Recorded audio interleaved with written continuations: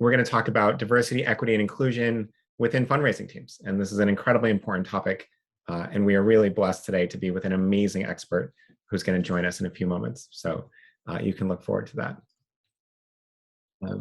As usual, my colleague Simone's put a lot of work into making this CFRE approved for you. And so what that means, if you don't know, is CFRE is a professional certification.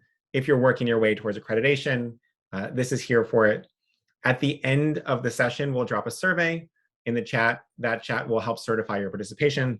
And then you don't need to do anything else. Just fill out that survey and you'll be fine. If you ever get audited, you write to us, we back you up. Pretty simple and straightforward. But we know that a lot of you have had professional development budgets that have been really pushed down over the last year and a half. And so we're really happy to be able to do this. Let's do some quick introductions and then we'll dive right into it. So my name is Patrick. I met a lot of you. For those of you I don't know, I'm lucky to be the co-founder and co-CEO of a company called FreeWill, alongside my wonderful co-founder, Jenny. And we are really lucky to be joined by almost 100 amazing humans who are smart and tenacious and kind, and have raised almost $4 billion for charity through bequest giving, stock giving, QCD giving. We really just think about how do you make the transformational gifts easy and intuitive for your donors and for you. So that's what we do. That is our day job all the time. We are incredibly excited today to be joined by Mel Rivera. So Mel is the management and diversity and inclusion coach that we use as an organization, and she is phenomenal, right? We did a training with her, and our whole team came back and said, how many more trainings can we do with Mel? And we went back to Mel and said, Mel, how much time can you give us? Because our team loved it so much and found it to be deeply enjoyable, deeply insightful, and really actionable. And so we're glad to bring some of that to you. Mel has had an incredible career. She worked for a long time at the Management Center. The Management Center is largely seen as sort of best-in-class management training for the nonprofit world. She was at Donors Choose for a while. She has degrees and certifications from American University, from Georgetown University, from Howard, and now leads Breaker 28, which is her own organization. And it seems like that's taken off as well. So there is not a single better speaker in the country to bring to you today than Mel. And so we're really, really glad to do that. One of the things we like to do sometimes is we like to give away books, because you took an hour of your time today to join us, to push yourself, to improve your organization. And this week, we're going to give away one of Melanie's favorite books. So this book called Inclusive Conversations by Mary Frances Winters. We will mail this to 20 people. The way that you can be eligible for that is just make a note in the survey. Also give us your address. If you say I want a book, but you don't give us an address, can't do it. And then we'll randomly select some folks. So that will happen at the end as well. Just make sure to fill that out. All right, so let's talk about how your week is going before we hand it over to Mel. A couple of things we've been tracking. Mood week over week, all the way from the beginning of the pandemic. A couple of cool things happening here. This blue line, which is happiness, is really trending back up after a little bit of a dip in August. Anxiety is trending down a little bit, but still relatively high, especially compared to May. Loneliness is really low, which is good. You can see in some of the parts of the winter and then early parts of pandemic, this was really high. And so maybe as we go back into winter, let's make sure to look out for each other a little bit more. We also asked how confident you are about hitting your goals this year. And one of the things that's really exciting is this was trending down for a little bit, and it's trended considerably back up in the last week. And so you can see that number 5 is how many people are very confident, sort of drifting down a little bit and right back up. So hopefully that means that you have all seen strong performance in early fall here, and that you're building some momentum internally to be able to hit your fundraising goals. Okay, so that's broadly. We also asked you a bunch of questions about diversity, equity, and inclusion at your organizations. And I'm going to share what we found, and then we'll hand it over to Melanie to help sort of shift all these metrics for the better. So we asked people if their organization is committed to improving diversity, equity, and inclusion, and very positively, 67% of you gave it a 5. So you can see this is trending quite well. We also asked this back the last time we did this with Melanie. People love that session too. And so we'll share a little bit of what that changed. So it sounds like compared to March of this year, we're seeing more investment across the organizations. Leadership in my organization shows that diversity, equity, and inclusion are important through its actions. Now, 55% say a 5, 24% say a 4. average is 4.3. This is up considerably since March. And so if you are in leadership and you are one of the people driving this forward, hats off to you, and please keep up the good work. My organization is making progress, 4.1, a little bit lower, also considerably up from March, and so that's exciting. But there's probably some room to grow here. People of all cultures, backgrounds, and abilities are respected and valued in my organization. 4.5, again, this is up, 0.4 points is quite considerable on a 5-point scale. And so also a lot of progress to be made here, but also progress has been made. And then my organization regularly communicates about diversity. Now, this is one of the lower scores we've seen, not as common. The most average is a 3, but again, this is up 0.4 as well. So you're seeing that this has lots and lots of room to grow and is shifting in the right direction. So some positive signs there. Within an organization, everyone has access to equal advancement opportunities. This seems to be relatively positive. Again, moving from a 3.9 to a 4.3, but only half of you say this is a 5. So there's a lot of space to grow here as well. I believe my organization will take appropriate action to incidents of discrimination. Again, this is shifted up. 65% say a 5, and then you see some other responses as well. And my organization has done a good job providing training programs that promote diversity, equity, inclusion. This is actually quite low, right? 3.6, up from 0.3, but we're really hopeful that some of this training will be helpful here as well. And at the end, also, if you want to learn more about other trainings that Melanie can give for your organization, that will be in the survey too. So feel free to note that as well. And I feel like I belong in my organization. So this is a personal response. And 65% say yes. No ones, thankfully, some 4s and 3s. Perspectives like mine are included in decision-making. 60% of you say yes, very strong 5, 26%, and then you can see some folks are much less happy with this. And that is how things are going on your teams across the board. So I'm really, really happy to turn it over to Melanie. I could spend another 20 minutes saying really great things about Melanie, but that would just take away from the time that she has to share some of her wisdom with you. So I'll pause there and hand it over to Melanie. Thank you. And I am unable to start my video, but just imagine me. I think I'm Patrick, I'm blocked. So I'll just share my screen and go from there. Let's see. All right, friends. So quickly, Melanie, if you want to try again now, we may be able to fix that with video. It says unable to start. Okay. But I'm happy to roll, and then when we're ready, private chat me and I'll get it. All right, friends. So I'm here to talk to you about helping your team rise with feedback. I know not everybody in here is a people manager, but as people who do development work, we have tremendous power in our organizations. We make the money, right? And a lot of times the tea or the word on the street about development teams is we're not always the easiest ones to work with. We have high bar, we want to get things done. Maybe ops doesn't deliver as well as we should, or a colleague doesn't deliver even on our team as well as they should, or they have a perception about how we deliver, right? And so feedback becomes more and more and more important. And the ability to, and I think you can see me now, the ability to give that feedback is critically important, particularly across lines of racial difference, gender difference, age difference, generational difference, whether you have disabilities or not. It becomes more and more and more and more important to get skillful, especially in the powder keg that we're in right now, where nobody really has as much margin and patience as we used to have. And there's so much trauma coming in that we really have to be gentle with each other. So it's in that context that I want to give you this training today. Tiny bit about me. Patrick has been so kind, and I love the FreeWill team. But what I will share is that I come to this work at the intersection of 3 rivers: organization development, that's like culture stuff; talent and HR best practice; and DEI. And where those 3 rivers come together is my happy place. And so today's training is going to be live from the intersection of those 3 rivers. So we're going to do 3 things together, methinks, in the time that we have available. We're going to do some quick feedback myth busting. Then we're going to talk about prerequisites for equitable and effective feedback.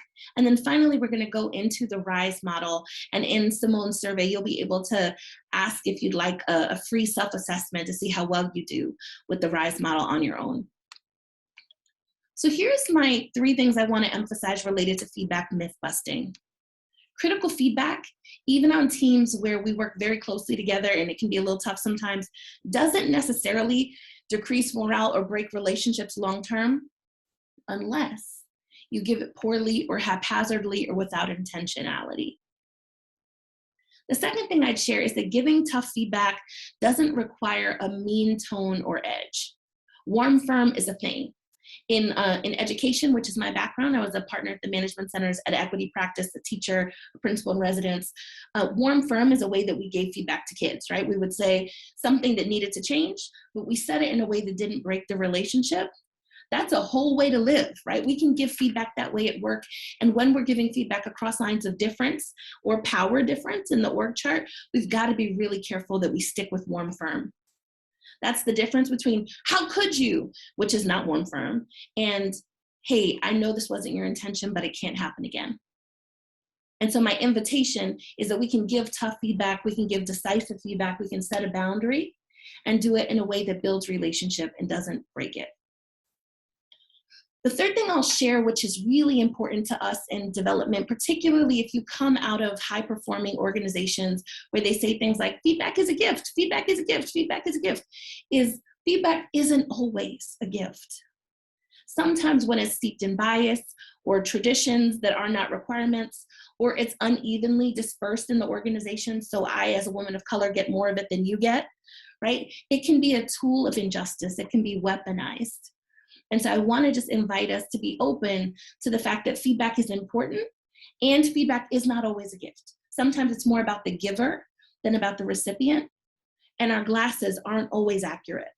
And so I just want us to come into the conversation on feedback with a little bit of humility, because we may not be seeing the situation the same way someone else sees it.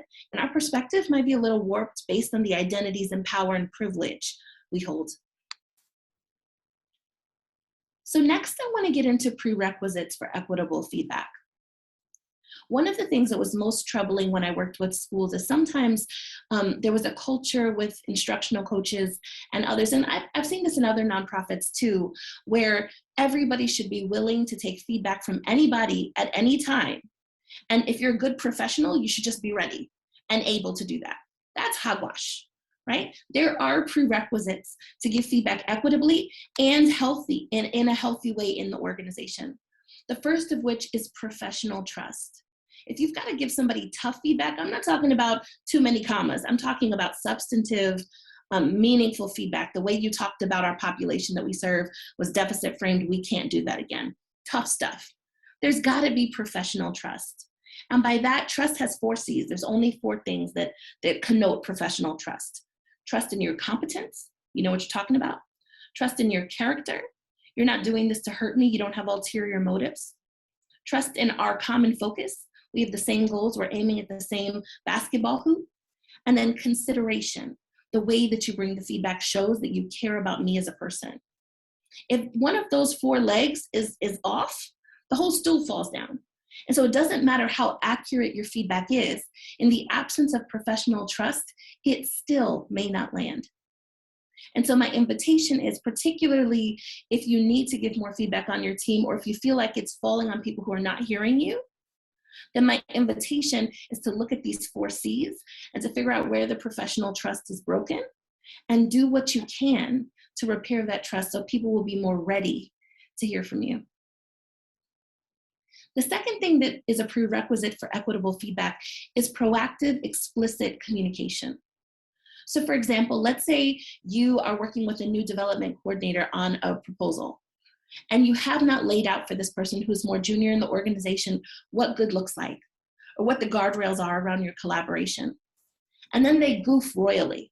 Well, it's hard to give feedback on a standard you did not set, particularly across lines of power, where you're holding a whole lot of power and they don't have a whole lot of access to information about what you want. And so it does require us to be more proactive and explicit about what we need from each other if we want to be in the position to give feedback. The third thing I'll share is self-awareness. So to give feedback equitably and effectively, especially across lines of racial difference, especially on polarizing topics or tricky issues, or very substantive feedback on work product, you've got to have a level of self-awareness. You've got to spot patterns in how you manage projects or how you have managed this particular proposal, how you're interrogating your own bias, and how you show up to that person in how you give the feedback. So here's what we know. Sometimes we're more likely to find errors, and this is true of folks of color, and it's true of white folks, it's true of Black folks, it's true of Indigenous folks. We're more likely to find errors in a piece of writing if it's written by a Black person or an Indigenous person or person of color. There's a study of legal memos where all they did was change the name at the top of the memo, and reviewers found more errors when they thought that the memo belonged to a Black person. And so I want to invite you to interrogate your own bias and make sure that the feedback you're giving is the same feedback you would give to someone else on the team who's showing up in the same way. Often there are only some people whose missed deadlines we notice. And so I want to just really invite us to have the self-awareness to check ourselves, right? And make sure that bias is not actually causing us to give feedback inequitably. The reason that matters is because everybody else notices that. And it's very hard for me to take you seriously when I know you're overlooking the flaws in someone else and you always, always notice when I do something wrong. I'm just looking in the chat. Yeah, thank you, Serena. Okay. The last thing I'll share is you want to pay attention to timing, quantity, and ratio. Timing has to do with when you give the feedback. If someone just botched a meeting, right, now is not the time to pull them aside and say, that was trash, fix it. We're not ready. You're not ready.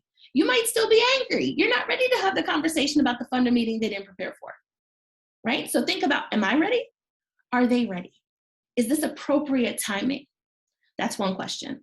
Second question is quantity. How much critical feedback have I given this person? And I know feedback isn't just critical, it's positive, it can be developmental, but let's be honest about the one we struggle with the most. In our sector, it's typically the constructive feedback that makes people really nervous. And so I'm going to focus a little bit more on that in this training. And it's also the place where we could break relationships the most. So we want to think about how many critical pieces of information we've given. Question for the room, and feel free to throw in the chat or just think to yourself. How many constructive pieces of advice can you take and use at the same time? 37? I'm gonna say no. 15? I'm gonna say no. 10? I'm gonna say no. And so we wanna be choiceful and intentional, whether we're working with peers, whether we're working with others, to think about how much constructive feedback they can stand and make sure that we're prioritizing the big hit items and not the nitpicky items. Yep, I see people in the chat mostly saying 3, 1 or 2, one at a time. Yes, yes, yes, yes, yes. Okay, that's so good. And I know that there was a hand up. We'll make sure to get that question at the end when we stop for questions. The last thing I'll share is we need to be thinking about ratio. How much are we making withdrawals of the trust account with critical feedback versus putting in deposits by noticing the things people are doing well? Particularly in a COVID context when people are worn down, right? Where our adrenaline after adrenaline and after adrenaline is gone. We are all operating a little bit on fumes, many of us. I know we took vacations, I get it, some people took vacations, some people feeling replenished. Yeah, okay, I'll give you till November, right? Because the collateral impact of the last 2 years is just starting to show up for some folks, especially people who are high flyers and have a lot of willpower, right? They're running out of steam. And so in that context, we have to make sure we're not just making withdrawals. We're also making deposits. We're putting in positive feedback. We're noticing what people do well. We're giving credit and not stealing credit. All those things matter in our prerequisites so that when we do have to say something hard, people are positioned to hear us. Right, I'm just looking in the chat real quick. Yep. Yeah, I hear that. Okay. So here's the big headline. If you take nothing else from today's training, this is what I really want you to take. In the old way, we used to do management and collaboration on teams, and even in development, which as we know is really steeped in white normative culture and preferences, there was this like Peter Drucker management model where like if I give you feedback, I'm right, you're wrong, and it's kind of like this wagging the finger. Don't you ever, or you shouldn't have, or you should have, right? And that power dynamic is real awkward, And we see it on development teams all the time. If you think about a senior development leader that's giving feedback on a proposal and it feels really heavy-handed, right? That's the old school model. I want to invite you into something that's perhaps a little more appropriate, a little more healthy, especially across lines of difference, given that most of the people who hold the most power in development teams in this country tend to be cis folks, tend to be white folks. By cis, I mean people whose gender assigned at birth matches their gender that they have today. So we've got a lot of people with a lot of dominant identities who are in the topmost chair on development teams. And so when they show up in the old traditional management style, there's usually a racialized or gendered or sometimes power dimension to that, because they're wagging their finger as the person with power against someone who maybe has more subordinated or historically marginalized identities. So for example, if you have a white woman development leader wagging the finger at a Black woman development manager, for example. In the new way, I want you to imagine that you are similar to an athletic coach. Maybe you're coached to a weightlifter or to someone who shoots baskets for a living, like a LeBron James kind of character. Now, let's be honest. Can most NBA coaches outshoot their players? I'm going to say hard no on that. And yet those players listen to them. Well, why? Because of their unique vantage point on their game. Those players believe there's something that the coach sees that I cannot see, and they're going to help me raise my game. And so what would happen if everyone on your development team treated feedback as a way to serve each other, to help raise each other's game, to help use our vantage point to help the whole team improve, not from a position of lording power over each other, but from a position of being coaches to each other to help each other win. In that context, the power dynamic isn't neutralized. There's always going to be a dynamic, but it's mitigated. And people don't feel like some folks are the winners and some are the losers. Instead, we are showing professional respect to each other by helping everybody rise to their potential. I see some chats coming in. Yep, feel free to use the Q&A box. I'm so ready. All right. So there are 4 steps to the RISE model, which we're going to get into, and that's going to be the last little bit of our time together today, the last 10 minutes or so. The first step is we reflect on patterns and draft talking points. Too often, especially if we're charismatic friends, we think we don't need to do this. Lies you tell. In this COVID context in 2021, right, we want to make sure that we're always scripting the feedback, not to rehearse it, not to sound rehearsed, but just to show the level of care and intentionality that builds relationships and doesn't break them through careless language choices. The second thing is we interrogate and interrupt our bias and preference-based criticism before we open our mouth. We do it when we're by ourselves. We do it before we talk to the person. The third thing is we say the thing directly with care, compassion, and firmness. Not passive-aggressively, not dancing around and not saying the thing and then having side chatter with someone else, right? We say the thing. And lastly, we engage with our team member. That might be a direct report, that might be a colleague. We make sure we end well to the extent we can. That's clear next steps, that's accountability if it's appropriate, that's reaffirming the relationship. So I'm going to get into each of these steps in detail now. So when we reflect on patterns, we're asking ourselves questions like, what behaviors or approaches have I experienced that I most want to raise to their awareness? Or what outcomes and changes am I hoping to drive by raising this feedback? Here's a tip. If you don't have an outcome you're trying to build or a change you're trying to drive, then maybe you're just venting, which you could do with your homie Ben and Jerry, but perhaps not at work, right? In this context, we don't want to be just giving nitpicky feedback that does not have solutions or proposed alternative behaviors. The second question is, what data do I have to support this? Is there any way that my data might be skewed or wrong, or it might be hangry or in my feelings? Are there any ways in which someone else could find different data to refute what I'm bringing to the table? What this helps you do is off-seat this like, I'm right thing that happens when we have feedback to give. The third question I'd ask when I'm reflecting on patterns is, why is this worth saying? Why prioritize this piece of feedback right now? How does my work or experience really suffer because of this pattern of behavior? And if it doesn't, then my question is, are you just being like you're on the subway and you're like, I see something, I say something? Or are you actually being choiceful about the feedback you're giving so that someone can actually operationalize something meaningful? So the next part is I want you to interrogate bias. And there are 3 questions I'd ask. Who is getting what feedback? So perhaps you're like, oh, Mel just can't keep deadlines. So then I say, okay, is Mel the only person who works with you that doesn't keep deadlines? And for all those other people, have I acted the same way? The second question, is this worth saying? Is it meaningful? The third question, and this is my favorite, this is really tricky, y'all. If my favorite person did this, what would I do differently? Right? If this person wasn't the person who dances on my nerves like it's a parade, would I show up differently here? Would I just let it go? And I just want to invite you, if that's true, maybe you want to make a different decision here. And particularly in development, no shade, but I've done development work, we want to interrogate preference-based feedback. What this means is the feedback that I'm giving actually a requirement? Or is this just the way I do it? I'd prefer it, how I was taught. Is there a chance we might be wrong? Or there might be alternative ways to get to the same outcome? In which case my invitation is to fall back, right? Let people do things the way they want it done, because that's how you keep diverse perspectives on your team, not just diverse by racial background, but also by approach, by style, by where they come from.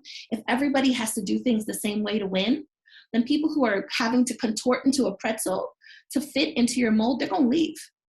And we wanna make sure that we're not actively contributing to the revolving door of talented Black, Indigenous, and people of color leaving development, because we're forcing them to do things one way, which is our preferred way. Does that make sense? And I want to just name that isn't just white folks who are doing that. People who've been raised in the development soup, right? We've got a lot of that internalized, preferential, one right way thinking in us too. And so nobody gets a pass here on this. I see hands raised. Please put your questions in the Q&A because we're going to have dedicated time for that. Okay. Yep, just want to.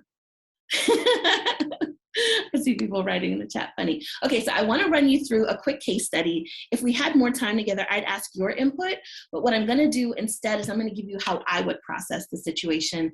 And my invitation is in the Q&A, I will answer all the questions related to what we've discussed. Okay, so here's the mini case study.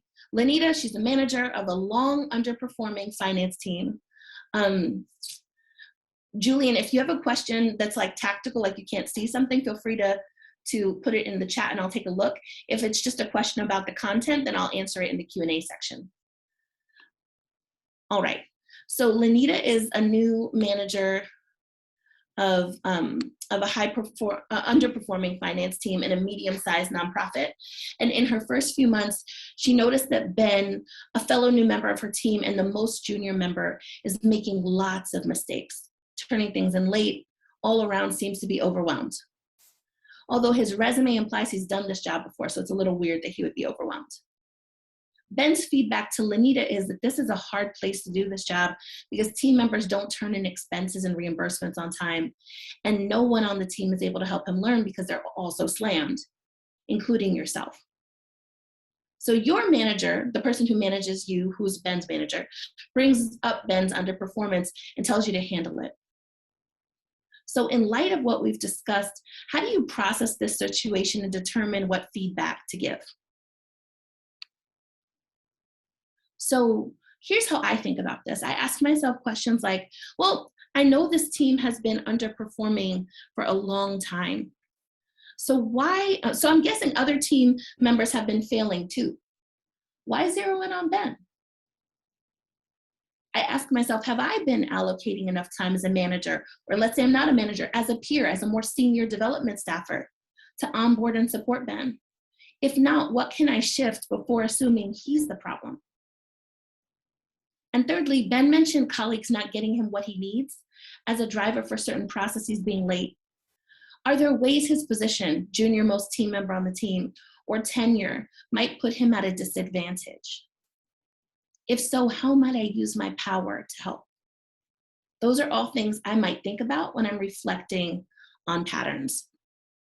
We just have one more section and then we'll get to the questions at the end. I can't wait to answer them.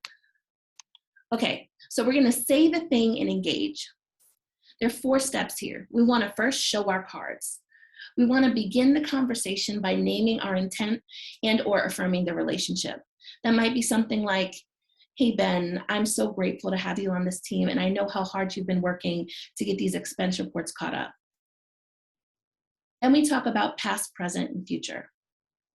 What that looks like is what you were hoping to experience, what happened instead, and what you'd hope for in the future. This is a really helpful frame because it's disarming. It doesn't have anybody in defensive mode. So it's something like, Ben, when you came on, I was really hopeful we'd be able to get the expense reports in by this date. And instead, we've really been behind for the last 2 months, and I don't see it clearing up anytime soon. What I'd hope for is we can put our heads together and think about ways in which we could potentially speed up that process. So what do you think about that, Ben? And then you bring them in, right? And align on what's next. Okay, well, I'm gonna double tap every time you ask people to send in reports and they don't, copy me and I'll follow up and bring folks in and invite them to submit their reports on time. So by going through those 4 steps, what we're doing is we're humanizing the feedback conversation, we're bringing in the other person's perspective, and we're aligning on what's next. All right, so I showed you an example in this deck, which you'll have, which is a sample script you could use. So last thing we'll do before we get to questions, I cannot wait, I'm so excited, is do the key points in review. So feedback can build or break morale. How you give it really matters. And even if your feedback is accurate, you've got to have sufficient trust for it to land with most team members. And so one way to give feedback in a trust-building way is to use the RISE method, which I mentioned to you. Reflect on patterns, draft talking points, interrogate and interrupt bias, say the thing, and engage with your team member and end well. All right. So now is the time for the Q&A. I'm going to put down my screen, Patrick, so that we can just take questions from the group. Perfect. Let me take you off spotlight. One moment. Here we go. All right. So I will re-ask some of the questions that we've seen so that everyone knows what the question is, and then turn it over to you for the answer. In no particular order, many of these are anonymous. This is one's anonymous. How do you address when a person in power is obviously treating a person of color with kid gloves or in a patronizing manner and not allowing them to magnify their position? So I think sometimes we're telling a story and it'd be helpful to check out the story we're telling in our head. So one thing I might really do is, let's say I saw, Patrick doing this or whatever. I might say to Patrick something like, hey, Patrick, in the last meeting with Jalissa, I noticed that when she was confronted with a challenge to her idea, you immediately jumped in. My hunch is you were doing that to support her, but my experience of Jalissa is she's brilliant on her feet. So I'm wondering what the impact might be if the next time that happens, you fall back a little bit and let her show up as she is and just tap in if she ask her to tap you in if she needs you. What that does there is it reaffirms the fact that he's probably trying to help and having impact that isn't helpful. I wouldn't use words like patronizing, etc. I know that in this case it's safe because we're just training, but like those words are trigger words for people. So instead I'd go down to the behavioral level. What is the behavior? Give an example, invite them to do something different, seek their perspective, and then close it up. All right, that was really helpful. Let's see. This is a really interesting one. Do you have recommendations for working with volunteers? I'm the only paid staff member and I collaborate with committee and board members when I need to give feedback and accountability or about accountability or communications for the second or third time. I try to figure out whether it's worth it. And it's interesting where you have this power dynamic in both directions because the volunteers can just bolt, right? But obviously they're not in charge. So how do you think about that? Yeah, that's so hard. So two things I'm thinking about, particularly related to the board situation, which is a little trickier than volunteers, who can vote with their feet, but who aren't your governing authority also. With board members, one invitation that I have is to tap in your resources. So for example, if you're not the executive director, if you're running into trouble, sometimes we think it's a sign of our weakness that we can't get board members to comply with what we need. And so being able to build the contract with your leader in advance, like, hey, we both know Margie doesn't get things in on time. If I'm struggling, can I tap you in? And use some of their cachet to get things done. The second thing is explaining the why when you're working with volunteers or board members. So for example, I really need this from you by Thursday because I have to send in this grantor letter by Friday, and if we don't get it in, we'll miss the deadline. That's a really different thing than, hey, can you get this in by Thursday? And so whenever possible, explaining the why and making sure that they're hearing it, even every time you have to remind them. And having an escalation protocol. Hey, if you need a reminder, can I text you?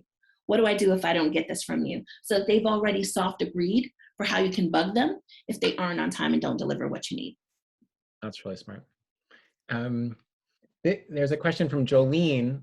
In your model, how do you think about situations where, for instance, there's a woman of color leading a team that is otherwise all white, who may not necessarily view that woman, meaning their leader, as a coach? So you have power dynamics, and separately you have sort of dominant, non-dominant group dynamics, but they don't run the same direction. Sure. So I will tell you, I coach maybe 60% leaders of color, mostly cis women, cis Black women, and cis Latinas. And I will say that it is true that leaders of mostly white teams have to do more work to build that relationship across lines of race. It's also true across lines of gender. For example, if you have a trans person on your team and the whole rest of your team is cisgender, there is more work being done on the front end to build that relationship. My invitation is to actually talk about the dynamic. So often with my coaching clients, I'll say it's helpful as a new leader to the team to say something like, I want to just acknowledge there's a racial difference on this team. And there may be ways in which I'm not the natural coach for you that you think of, right? You might think of going to so-and-so and not going to me. I want to invite you to give me a try and to push past that discomfort. And if there are ways I'm showing up that make it harder for you to come to me as a coachee, as a mentee, then I want to hear that feedback so that I have the opportunity to show up differently. Yeah, really smart. There are a couple of questions that are somewhat similar, so I'm going to paraphrase them. When you think about the feedback model, do these tips all work when managing up and giving feedback to a direct supervisor or someone who has more power? Or is there anything that needs to be tweaked in that case? I think that they all, they work. I built them to work up, down, sideways. The only distinction is in the E step when you're like ending well, it sometimes isn't like, so you need to, right? Like there's a little bit less of a firmness than if you were the one sort of controlling the team dynamic or managing the team and saying, hey, we won't, this isn't a behavior we'll allow on this team. You have less power in the dynamic. So it's more of a like, it would really support my success if, or can I count on you to? So it's pulling on the social capital in the relationship, which is why the trust piece is a prerequisite. Yeah. There are a couple of specific interesting questions. Some people have their name, but I'll leave them anonymous in case people would prefer that. This question is, I identify as queer, and then it notes asexual, aromantic, but everyone assumes I'm straight. I want to be more involved in DEI work and speak up about my experiences, but I find myself hiding behind passing as straight. Any tips on being brave and facing self-outing? Yeah. So I think you could start the conversation without talking about yourself. You could talk about, it's interesting in our organization, we tend to talk about binaries like straight or or gay, and we don't talk about asexual folks. And I think it's important for us to talk about that conversation, sort of gauge the readiness. Because the other thing I want to invite you to is if your organization isn't ready, you don't need to be a martyr, right? Like if they're not ready to give you the space you deserve, then sometimes passing, it's not a permanent success strategy, but it's a survival strategy. And I don't want to say that the right or wrong is that you always have to be brave in an environment that's not ready for you. So there are ways to test the waters and see if the space is safe enough and ready enough for you to do more. I know in some of the organizations where I've led people operations, folks who are going to go through surgery or reassignment and start taking supplements, et cetera, they did little tests, right? To test their toes, see, are we ready? Are we ready? And there were some places where we were the first place they came out to before they actually shared with their family members, before they shared, like we were a safer environment in one particular context. And so just want to invite you, if you have the power to make sure your space is ready, do that. That's your responsibility. And if you are someone who wants to be more public about who you are, there are safe ways to test without throwing it all out there, unless that's your style. You know, my baby sister is queer and that's her style. And so like that, if that's your style, do you live your best life. But if you're a little bit more cautious, that's totally safe. And that's not you being complacent or complicit. It's you surviving, which is a valuable thing. Yeah, a couple others and then we'll pause, but there are some really, really good questions here. There are a couple of related questions around infusing cultures of diversity and inclusion when board or senior leadership isn't interested or isn't there. And so one question says, should I just go somewhere else or should I stay and fight? And how do you think about that decision? Yeah. So in one tool I use in my coaching practice is self-authorship. What that means is I don't want you to think in terms of what other people say you should do. I want you to consider all the options, consider their alignment with your values and where you are as a human in this moment, and make the decision both eyes open. So there have been times I ran, right? And there have been times I fought. And the difference is I wanted to make those decisions in a self-authored way, not imposing societal expectations on myself. And sometimes, particularly for BIPOC, Black, Indigenous, and people of color in leadership or mid-level roles, we feel a responsibility that if we don't fight, we're failing. Yeah, nah. Self-preservation is an act of political warfare, says Audre Lorde, right? Like we want to make sure that we are taking care of ourselves. And so to do that, we've got to make sure that the decision we're making is actually aligned with where our values are, where our resources are, the readiness of the organization. One question you might ask yourself is, what is the likelihood that even if I fight with all my might, that the organization will be substantively different in 6 to 8 months? If that likelihood is less than 50%, I'm going to invite you to think about your options, right? And not expend personal capital that's going to wear you down and leave you bitter. Great. Let's take there are so many good questions in here. I'll take a couple more. One is, how can we discuss, there may be a missing word here, so I'm trying to paraphrase. How do we discuss the Jewish Holocaust experience within the current DI landscape? I feel like it is frequently excluded. I think that's meaningful. I was doing some work with an organization that is based in Jewish philanthropy, and that was a conversation that was being had in their organization that was meaningful. I think one of the things that DEI practitioners are doing wrong is we're not bridging, right? But if we talk about the experience of the Holocaust and Native American genocide, and then we talk about, like, there's bridging that can happen between shared experiences of loss and shared experiences of solidarity. For example, when a lot of the anti-Asian violence under COVID-19 that increased happened, the narrative that was not told is there was a great history of Asians standing for Black folk and Black folk standing for Asians. Historically, that's real in the country. We don't talk about that, but that's real. And so my invitation is to figure out how we build bridges between common experiences of trauma. They're not the same, but there's commonalities among them. Right? And then how can we also show up for each other as opposed to having a hierarchy of oppression? How about we all collapse onto a solidarity and cross-race solidarity and tell those stories? Because if we tell those stories, then we can imagine a future where those stories are true again.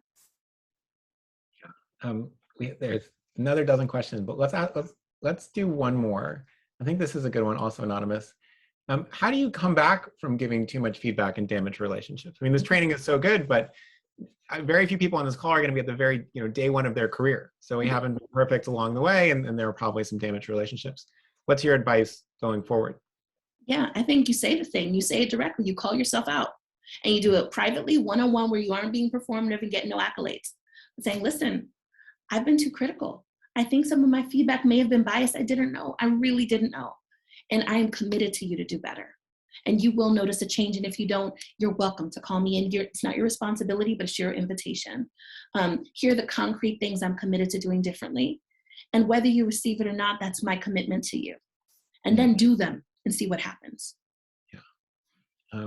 Brilliant. All right. So huge thank you to Mel. We'll pause there on the questions. I'm going to do a minute and a half of wrap up, and then my colleague Simone, I believe, is going to post the survey in the chat as well. So many of you said, how do I hear more from Mel? How do I get in touch with Mel?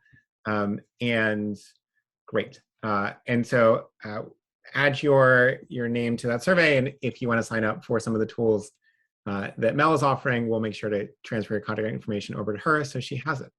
So I'm going to share my screen and do just a few minutes of wrap up, but this was really, really excellent. And so on behalf of hundreds and hundreds of people listening, Mel, a really big thank you to you. All right, so very quickly, let's go through a couple of resources that we have available for you all. We mentioned earlier, we'll send this book out to 20 folks. It's actually on my reading list. It's on my bedside at the moment. So I'm excited. I haven't read it yet, but I'll come back to you before the next time we talk and give it a full review. A couple other things. We put together a diversity stats template for you to understand and track diversity at your own organization over time, and the RISE assessment that Melanie mentioned. So just make a note in the survey if you get a chance to do so, if you're interested in that. And then one other quick note, for those of you that want demonstrations, of some of the tools that folks across the nonprofit landscape are doing on planned and major giving, just make a note in the survey.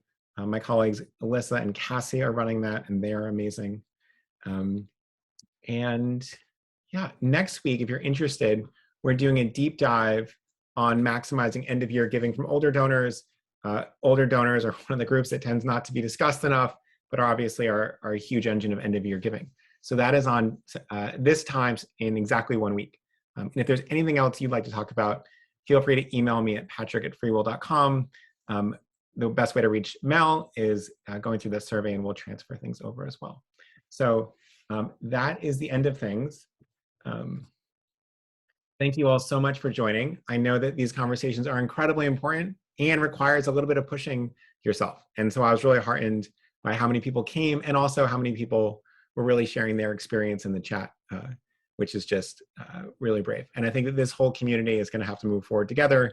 There's so much job switching and other things like that, that you'll be able to bring best practices from where you are to your future places and really do a lot of good for the whole community on top of the work that you're doing in your professional lives. So big thank you. Hope to see you next week. And again, just a massive shout out to Mel, who was really, really wonderful today. So see you all soon, and thank you again.